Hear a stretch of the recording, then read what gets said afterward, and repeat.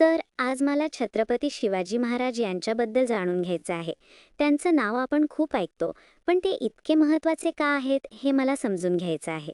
खूप छान विषय निवडलास प्रिया. छत्रपती शिवाजी महाराज हे फक्त इतिहासातील व्यक्तिमत्व नाहीत, तर ते आजही प्रेरणास्रोत आहेत. लोक त्यांना महान राजा, पराक्रमी योद्धा आणि दूरदृष्टी असलेला नेता म्हणतात. हे सगळं खरंच आहे का? हो, अगदी खरं आहे.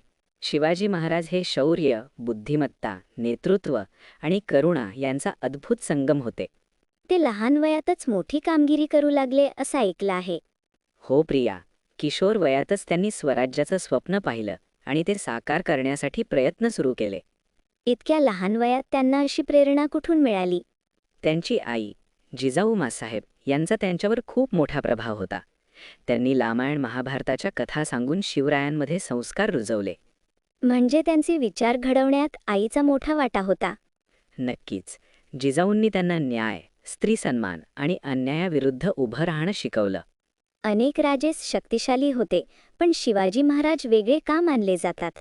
कारण त्यांनी सत्ता लोकांसाठी वापरली, लोकांवर अत्याचार करण्यासाठी नाही. हे विचार आजच्या काळातले वाटतात. हो, शिवाजी महाराज आपल्या काळाच्या खूप पुढे होते. त्यांनी शेतकरी, व्यापारी आणि सामान्य माणसाला सुरक्षितता दिली.